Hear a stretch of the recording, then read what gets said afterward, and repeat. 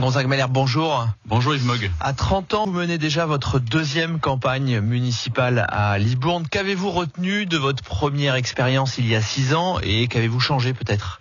Écoutez, je crois que la première campagne, il y a 6 ans, j'avais 24 ans. Je me présentais pour surtout représenter le Front National, nous faire connaître et montrer que nous serions une force d'opposition constructive. Je crois que ces 6 années ont été très enrichissantes à la fois pour moi et pour au conseil municipal, puisque j'ai pu démontrer par ma combativité que nous avions des propositions sérieuses dans un certain nombre de domaines, qui d'ailleurs sur lesquels le maire sortant a d'ailleurs évolué. Vous dites donc que Philippe Buisson a tenu compte de vos remarques, c'est un bon maire. Alors s'il m'écoute, c'est un bon maire. Malheureusement, il ne m'écoute pas sur tous les sujets. Je crois surtout qu'il évolue de manière purement électoraliste. Par exemple, sur la question de la sécurité, je suis intervenu à de nombreuses reprises pour demander plus de sécurité, plus de moyens de la police municipale, et nous rentrerons peut-être dans le détail. Et il a fallu 6 ans pour que Philippe Buisson prenne enfin conscience qu'il y avait un problème sur ce sujet-là. Philippe Buisson a augmenté le nombre de caméras en ville, il a augmenté la présence horaire des policiers municipaux, ça ne suffit pas ? Non, clairement pas. Pour des raisons toutes simples. En matière de sécurité, certes, il y a eu une augmentation de la présence de la police municipale, mais quand vous écrivez en gros sur le site de la mairie que la PM s'arrête à 3h du matin, je pense que c'est la police municipale, s'arrête à 3h du matin, je crois qu'il y a un problème de communication qui laisse entendre qu'à partir de 3h, les délinquants peuvent sortir et faire ce qu'ils veulent, il n'y a plus de soucis. Pour ce qui est des caméras de vidéosurveillance, ça fait 6 ans que je réclame, je l'avais demandé lors de la campagne des municipales en 2014, à ce qu'on crée un centre de visionnage en direct, pour une raison toute simple, c'est qu'à partir du moment où vous enregistrez des images, si vous ne les regardez pas, vous ne pouvez pas intervenir en direct. Et si on veut faire cesser la délinquance à Libourne, il faut, ce ne sont pas des bandits de grand chemin, on va dire, ce sont des petites bandes de délinquants. Il suffit de s'en prendre à eux en direct, en se servant de ces caméras de vidéosurveillance et en les prenant sur le vif.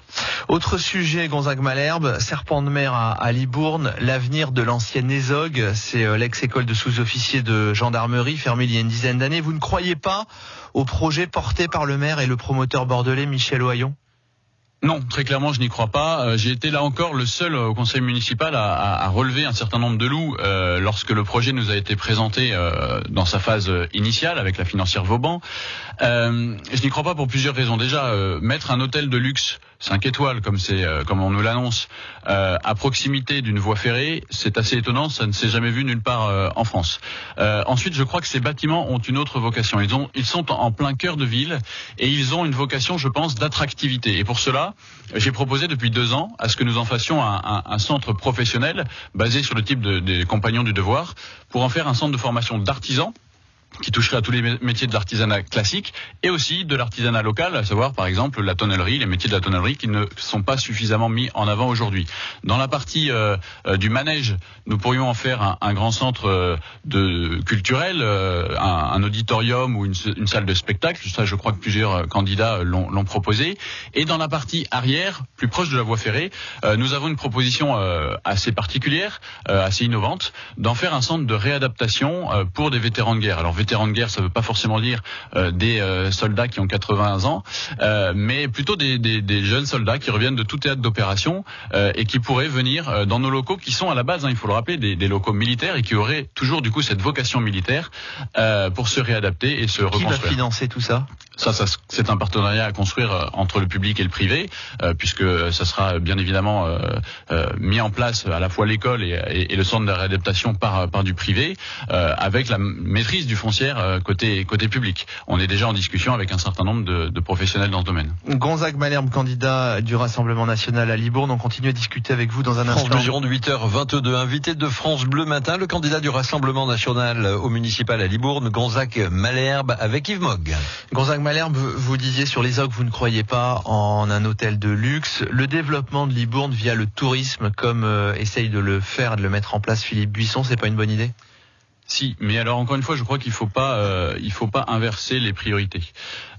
Pour développer Libourne, il faut s'appuyer sur un certain nombre de piliers. Le premier pilier, c'est la sécurité. Vous ne pouvez pas construire une politique municipale s'il n'y a pas un minimum de sûreté et de sécurité.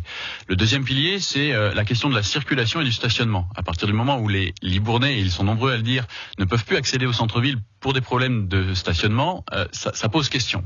Le troisième pilier, c'est bien sûr le développement du commerce de centre-ville, et c'est lié aussi au stationnement et le développement économique de la ville.